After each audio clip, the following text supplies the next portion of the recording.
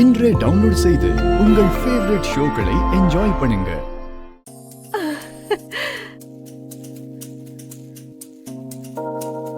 எப்பா இங்க வந்ததுக்கு அப்புறம் தான் நிம்மதியா இருக்கு. அங்கேயே உட்காந்துட்டு இருந்தா அவங்க கேக்குற கேள்விக்கு என்னோட மண்டை அப்படியே வெடிச்சிருக்கும்.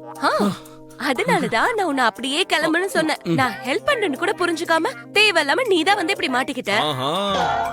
நீ எனக்கு என்ன சொன்ன? நீ எனக்கு ஹெல்ப் பண்ணலான்னு பாத்தியா? அப்போ நீ என்ன லவ் பண்றியா? உன்ன மாதிரி குரங்கு மூஞ்செல்லாம் யாராவது லவ் பண்ண நினைப்பாங்களா? உன்ன மாதிரி திமிரு பிடிச்ச பொண்ணுங்க என்ன மாதிரி குரங்கு பசங்களை தான் விரும்புவாங்களாம், தெரியுமா? என்னது, நான் திமிரு பிடிச்ச பொண்ணா? நீ திமிரு பிடிச்ச பொண்ணு இல்லனா நீ ஒரு மிளகா பொடி. என்னது, மிளகா பொடியா? ஆமா, ஸ்வீட்டா இல்லாம எப்ப பார்த்தாலும் காரமா இருப்பல்ல. நான் காரமா இருக்கறதெல்லாம் இருக்கட்டும், நீதான் எப்பயும் கசப்பா இருப்ப. பசங்க ஸ்வீட்டா இருந்தாலும் வெளியில பெருசா தெரியாது. நீங்க எவ்வளவு ஸ்வீட்டா இருக்கீங்கன்னு தெரிஞ்சுக்கணும்னா உங்க மனசுக்குள்ள புகுந்து பாக்கணுமா என்ன? உன் இஷ்டம், பார்த்தா நீயே தெரிஞ்சுப்ப. எனக்கு ஒண்ணும் அதெல்லாம் தேவையில்ல.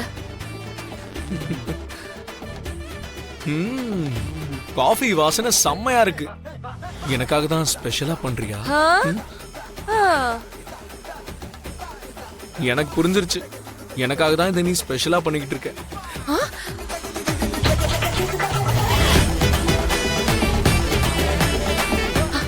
ஸ்பெஷல் காஃபி வேணுமா? பண்றேன், ரொம்ப ஸ்பெஷலான காஃபியே பண்றேன்.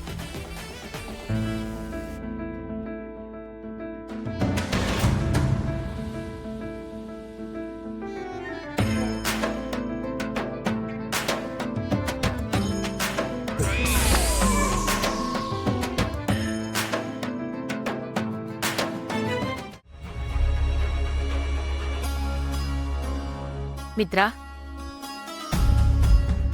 நீ என்ன பண்ணிட்டு இருக்க? என்னாச்சு சித்தி?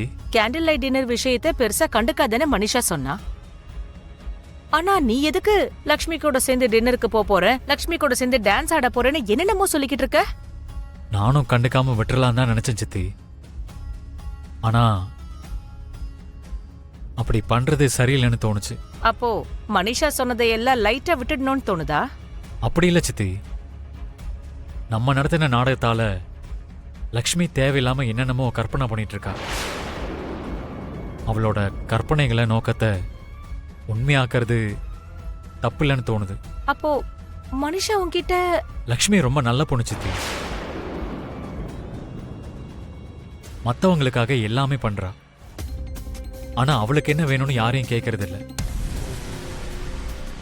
மத்தவங்களுக்கு என்ன ஆகுமோன்றத பத்தி யோசிக்கிறாளே தவிர அவளுக்கு என்ன நடந்தாலும் கண்டுக்கிறது இல்லை. அதனால்தான் அவளுக்காக ஏதாவது செய்யணும்னு தோணுது.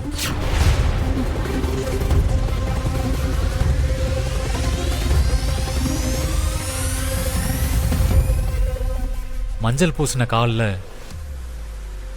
செருப்பு போடக்கூடாதுங்கிற காரணத்தினால அவ்வளோ வெயில்ல நடந்து கால் முழுக்க கொப்பளம் ஆக்கி வச்சிருக்கா. அப்படிப்பட்ட பொண்ணுக்கு இந்த மாதிரி சின்ன சின்ன சந்தோஷங்களை கொடுக்கறதுல தப்பு இல்லை சித்தி.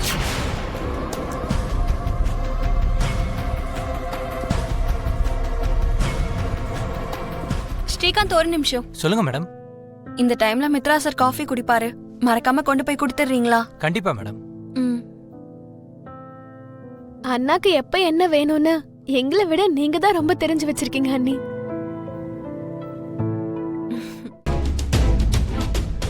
லக்ஷ்மி மனிஷாக்கு நடுவுல சிக்கிக்கிட்டு நீ எந்த அளவுக்கு கஷ்டப்படுறேன்னு எனக்கு நல்லா புரியுது மித்ரா. ஆனா இந்த குழப்பமே வருங்காலத்துல உனக்கு பெரிய பிரச்சனையா வரும்னு தோணுது.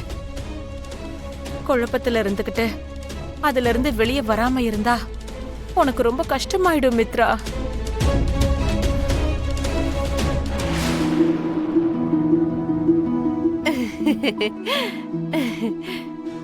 விவேக் தம்பி, ஆபீஸ்ல உங்களுக்கு என்ன வேலை தம்பி? அது உங்களுக்கு சொன்னாலும் புரியாது, விடுங்க ஆண்டி. அது என்னமோ. இந்தாங்க சித்தி, எடுத்துக்கோங்க தம்பி.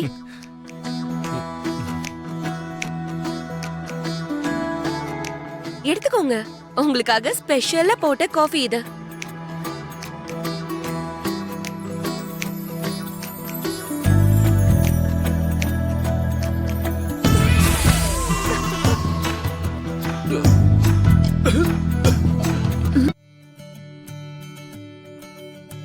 சார், என்ன ஸ்ரீகாந்த்? ஒரு 10,000 ரூபாய் வேணும் சார். எதுக்கு? கேண்டில் லைட் டின்னர் அரேஞ்ச் பண்றதுக்கு சார். யாருக்காக? மித்ரா சார் லக்ஷ்மி மேம் கூட டின்னர் சாப்பிட்றதுக்காக ரெடி பண்ண சொன்னார் சார்.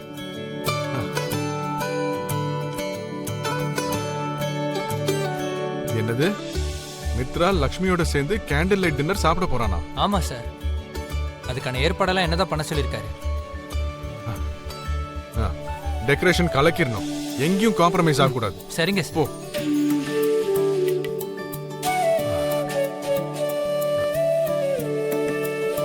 என்னப்பா பளிச்சுன்னு எரியற லைட் மாதிரி முகம் பிரகாசமா இருக்கு?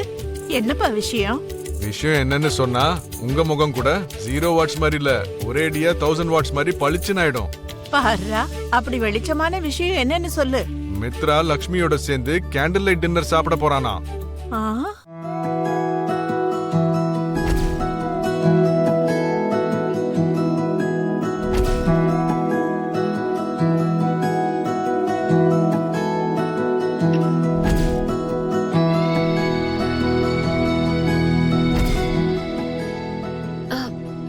என்னங்க இதெல்லாம்? சர்ப்ரைஸ். எப்படி இருக்கு?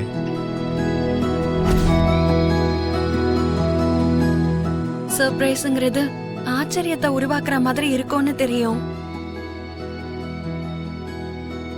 ஆனா அது இவ்ளோ அழகா இருக்கும்னு எனக்கு தெரியாது. இவ்வளோ அழகா இருக்குன்னு உனக்கு தோணுன்னு தான். நீ அவ்வளோ கேட்டும் நான் எதுவும் சொல்லலை.